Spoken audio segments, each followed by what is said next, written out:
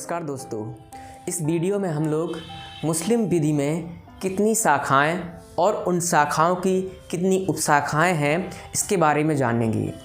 तो चलिए वीडियो को स्टार्ट करते हैं।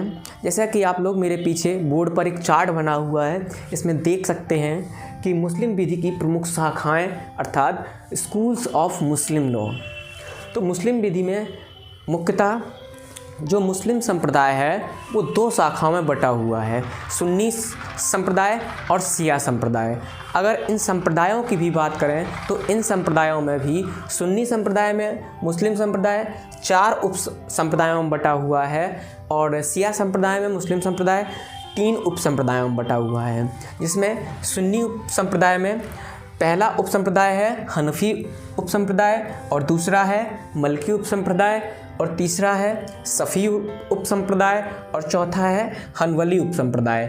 और इसी तरह शिया संप्रदाय में पहला उप संप्रदाय है इस्नासनिया और दूसरा है इस्माइलिया और तीसरा है जैदिया। अब हम लोग इन दोनों संप्रदाय और इनके सभी उप संप्रदायों के बारे में विस्तार से जानेंगे कि आखिरकार इन संप्रदायों और उप संप्रदायों का नाम किस प्रकार पड़ा और इनको जो मानने वाले हैं वो किस किस देश में रहते हैं। अगर अपने भारत की बात करें तो इसमें किस संप्रदाय के लोग ज़्यादातर रहते हैं और ये सारे उप संप्रदाय और संप्रदाय आपस में किस प्रकार से मिले हुए हैं। और अगर कोई व्यक्ति जो मुस्लिम समाज का है वो एक संप्रदाय से दूसरे संप्रदाय में जाना चाहता है तो उसके लिए उसे क्या करना होगा। चलिए इन सारे प्रश्नों का उत्तर हम लोग जानते हैं इस वीडियो में। चलिए वीडियो को आगे बढ़ाते हैं और हम लोग पहले संप्रदाय से स्टार्ट करते हैं, सुन्नी संप्रदाय। सुन्नी संप्रदाय, अगर इस संप्रदाय की बात करें तो इस संप्रदाय के जो पहले खलीफा थे वो अबू बकर साहब थे और यह अबू बकर साहब मोहम्मद साहब की जो सबसे छोटी बेगम थी आयशा उनके पिता थे, मोहम्मद साहब की बेगम के पिता थे। और इनको जो चुनने का माध्यम था वो चुनाव था, अर्थात इन्हें चुनाव के द्वारा चुना गया था। अब अगर सुन्नी संप्रदाय के जो उप संप्रदाय हैं, जो शाखाएं हैं, उनकी बात करें तो इसकी प्रमुख 4 उप संप्रदाय या शाखाएं हैं, जिनमें पहली है हनफी और दूसरी है मलिकी, तीसरी है सफ़ी और चौथी है हनबली। अब हम लोग इन चारों शाखाओं के बारे में जानेंगे। तो चलिए स्टार्ट करते हैं पहली शाखा से। पहली शाखा है हनफी शाखा। हनफी शाखा, अगर इस शाखा की बात करें तो यह शाखा सबसे प्राचीन और उदार शाखा मानी जाती है। और अगर इस शाखा के निवासियों की बात करें कि इस शाखा के जो इस संप्रदाय के जो मानने वाले लोग हैं वो किस किस देश में रहते हैं, तो इस संप्रदाय के जो मानने वाले हैं वो भारत, बांग्लादेश, पाकिस्तान और अफ़गानिस्तान में ज़्यादा संख्या में रहते हैं। और अगर इस शाखा के संस्थापक की बात करी जाए तो इस शाखा के संस्थापक नुमान थाबिन साहब हैं और नुमान थाबिन साहब का नाम हनीफ़ा कैसे पड़ा, यह बात बहुत ही इंटरेस्टिंग है, क्योंकि मुस्लिम संप्रदाय में जितने भी उनके उप संप्रदाय या उप शाखाएँ हैं उन ज़्यादातर संप्रदायों और उप संप्रदायों का नाम उनके जो प्रवर्तक हैं, उनको जो आगे बढ़ाने वाले हैं, उनके नाम पर पड़ा है। तो इसलिए नुमान थाबिन साहब और हनीफ़ा जो इस शाखा का नाम है ये बिल्कुल अलग हैं। इसके पीछे की कहानी ये है क्योंकि हनीफ़ा लोग इन्हें प्यार से कहते हैं और हनीफ़ा का मतलब होता है सही मज़हब का पिता, अर्थात जो सही मज़हब दिखाए। तो इसलिए नुमान थाबिन साहब को हनीफ़ा कहते हैं और इसी नाम से इस शाखा का नाम हनीफ़ा शाखा पड़ा। और अगर नुमान थाबिन साहब के जन्म की बात करी जाए तो नुमान थाबिन साहब का जन्म हिजरी 80 में हुआ था और इन्होंने बहुत ही ज़्यादा अध्ययन किया हुआ था और ये मुस्लिम समाज में बहुत बड़े विधिवेत्ता थे। और अगर इनके शिष्यों की बात करी जाए अर्थात नुमान थाबिन साहब अबू हनीफ़ा साहब के शिष्यों की बात करी जाए तो इनके प्रमुख रूप से 2 शिष्य थे, अबू यूसुफ और इमाम मोहम्मद। ये 2 इनके प्रमुख शिष्य थे। इसके बाद इनके साथ एक बहुत ही बड़ी घटना घटी और वो घटना ये थी कि उस समय जो बगदाद था, बगदाद के जो शासक थे, उन्होंने इन्हें काजी के पद पर आसीन होने के लिए कहा। और वो इसलिए कहा क्योंकि ये वहाँ की जो आम जनमानस था उसमें काफ़ी ज़्यादा घुले मिले थे और आम जनमानस इन्हें बहुत ही ज़्यादा इनके अनुयायी थे, इन्हें फॉलो करते थे। इसलिए जो बगदाद के सम्राट थे उन्होंने इन्हें काजी के पद पर आसीन होने के लिए कहा, लेकिन इन्होंने काजी के पद पर आसीन होना स्वीकार नहीं किया और उस पद को यह कहकर मना कर दिया कि मुझे काजी के पद पर रहते हुए बहुत से गलत काम करने होंगे, इसलिए मैं इस पद को ग्रहण नहीं करूंगा। अर्थात इन्होंने काजी के पद को ग्रहण ना किया। उसका परिणाम यह हुआ कि इन्हें कोड़ों से पिटवाया गया और इसके बावजूद भी इन्हें जेल में डलवा दिया गया, जहां पर इनकी मृत्यु हो गई। और इसके बाद अगर हम बात करें कि इन्होंने मुस्लिम संप्रदाय में विधि के क्षेत्र में क्या किया, तो इन्होंने 30 वर्षों तक कठिन परिश्रम से 30 वर्षों तक कठिन परिश्रम से मेहनत से एक संहिता का निर्माण किया, जो इन्होंने अपने जो शिष्य थे अबू यूसुफ और इमाम मोहम्मद, उनके साथ एक संहिता का निर्माण किया था 30 वर्षों तक। तो वो संहिता कहीं पे नष्ट हो गई। ये हमारे लिए और समाज के लिए, ये हमारे समाज के लिए बहुत ही दुर्भाग्य की बात है कि वो संहिता कहीं नष्ट हो गई। इसके बाद अगर इनके अन्य ग्रंथों की बात करी जाए तो इनके अन्य ग्रंथ फ़िक़्ह अकबर नाम के एक बहुत ही बड़े ग्रंथ में संग्रहित हैं। यहाँ पर हम लोगों की हनीफी शाखा समाप्त होती है। इसके बाद हम लोग सुन्नी शाखा की जो अगली उपशाखा है मलकी शाखा, उसके बारे में जानेंगे। सुन्नी विधि की जो दूसरी उपशाखा है उसका नाम है मलकी शाखा। और अगर इस शाखा की बात करें तो इस शाखा के जो संस्थापक हैं उनका नाम मलिक इब्न अनास है। और ये मलिक इब्न अनास साहब मदीना में शिक्षित हुए हैं और मदीना में ही यह जज के पद पर आसीन रहे हैं। और इनके अगर प्रमुख ग्रंथों की बात करें तो इनका प्रमुख ग्रंथ है मुवत्ता। इनका प्रमुख ग्रंथ मुवत्ता है। और इस शाखा के अनुयायियों की बात करें तो इस शाखा के अनुयायी अफ्रीकी महाद्वीप के उत्तरी पश्चिमी भाग में रहते हैं। जी हाँ। इसके बाद सुन्नी विधि की जो तीसरी उपशाखा है उसका नाम है सफ़ी शाखा। और इस शाखा के जो संस्थापक हैं इनका नाम मोहम्मद इब्न इदरीस सफ़ी साहब है। और इनकी शिक्षा की बात करें तो इनकी शिक्षा मदीना में मलिक साहब के आश्रय में हुई और इसके साथ साथ इनकी शिक्षा बगदाद में भी जो अबू हनीफा साहब थे उनके शिष्यों के आश्रय में हुई।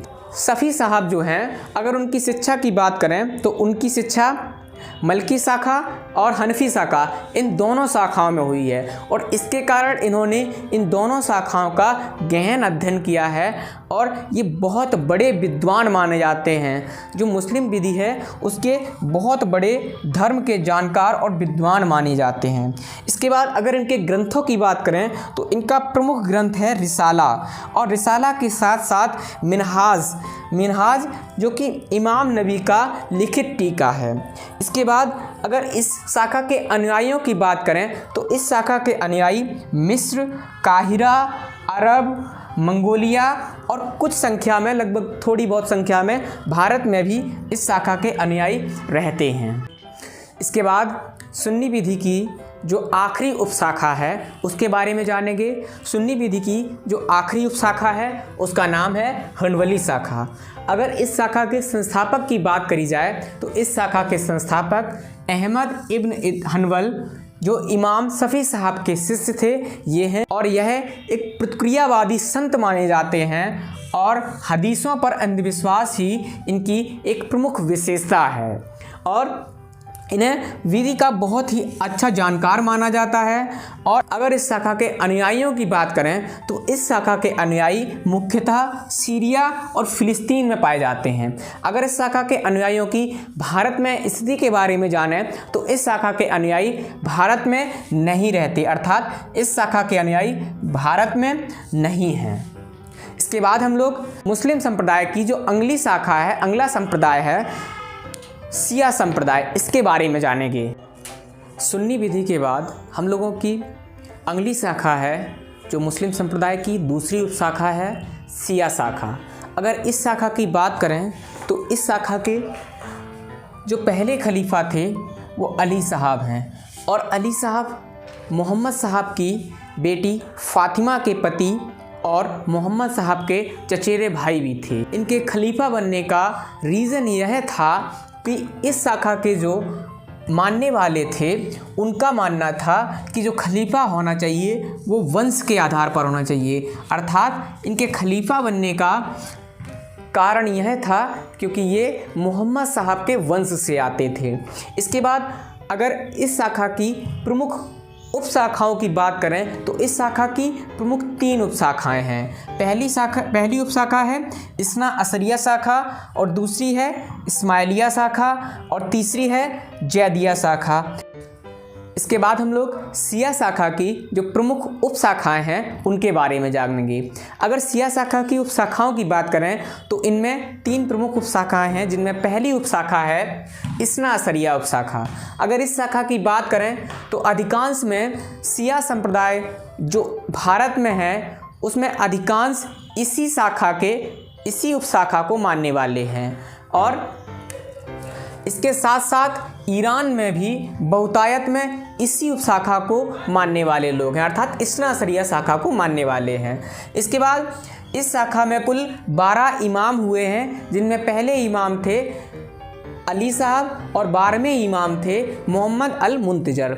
और इसके बाद प्रथम 3 खलीफा अबू बकर, उमर, उस्मान को यह खलीफा नहीं मानते, अर्थात शिया शाखा की जो इस्ना असरिया उपशाखा है वह सुन्नी शाखा के जो प्रथम खलीफा हुए हैं अबू बकर, उमर, उस्मान, इनकी सत्ता को नहीं मानते हैं, अर्थात इन्हें खलीफा नहीं मानते हैं। इसके साथ साथ यह लोग सुन्नी शाखा की हदीसों पर भी विश्वास नहीं करते, उन्हें नहीं स्वीकारते, इनकी अपनी हदीसें हैं। अब हम लोग शिया शाखा की जो दूसरी उपशाखा है इस्माइलिया शाखा, इसके बारे में जानेंगे। अगर इस्माइलिया शाखा के प्रवर्तक की बात करें तो सबसे पहले हम लोगों को जो छठे इमाम हैं जफ़र अल सादिक, इनके बारे में जानना होगा। शिया शाखा के जो छठे इमाम थे जफ़र अल सादिक, इनके 2 पुत्र थे इस्माइल और मूसा उल काज़िम। तो इस्माइलिया लोग जो हैं वो मूसा उल काज़िम को अपना 7वां इमाम नहीं मानते। इस्माइल मूसा उल काज़िम से बड़े थे और इनकी मृत्यु अपने पिता जफ़र अल सादिक से पहले हो गई थी, और इस्माइलिया समुदाय इन्हें 7वां इमाम मानते हैं और इन्हें प्यार से सप्त इमामी भी कहते हैं। इसके साथ साथ दुर्भाग्य की बात यह है कि इस्माइल साहब के बारे में हम लोगों को ज़्यादा जानकारी नहीं है। अगर इस शाखा के अनुयायियों की बात करें तो इस शाखा के अनुयायी भारत में महाराष्ट्र व गुजरात के जो खोजा बोरा समाज है वो इसी शाखा से आता है, अर्थात भारत में महाराष्ट्र और गुजरात में जो खोजा बोहरा समाज है वो इसी संप्रदाय से आता है, उसके जो अनुयायी हैं वो इसी संप्रदाय के हैं। इसके बाद हम लोग शिया शाखा की जो तीसरी उपशाखा है जैदिया शाखा, इसके बारे में जानेंगे। शिया विधि की दोनों उपशाखाओं के बाद शिया विधि की तीसरी उपशाखा है जैदिया शाखा, और अगर इस शाखा के बारे में बात करें तो इस शाखा के अनुयायी मुख्यतः दक्षिणी अरब और यमन में रहते हैं, जहाँ पे इस शाखा के अनुयायी या समर्थक हैं वो लाखों की संख्या में रहते हैं। और अगर इस शाखा के जिस नाम से इस शाखा को जाना जाता है, अगर जैद साहब के बारे में बात करें तो जैद साहब पैगंबर मोहम्मद थे, उनके नाती थे और हुसैन साहब के पुत्र थे। इसके साथ साथ जो चौथे इमाम थे अली असगर जैनुलब्दीन, उनके पुत्र थे। और इन लोगों की बात करें तो यह लोग अर्थात जैदिया लोग उस्मान को खलीफा नहीं मानते, अर्थात ये लोग अबू बकर और उमर को तो खलीफा मानते हैं, लेकिन जो तीसरे खलीफा हुए हैं सुन्नी शाखा में उस्मान, उनको खलीफा नहीं मानते।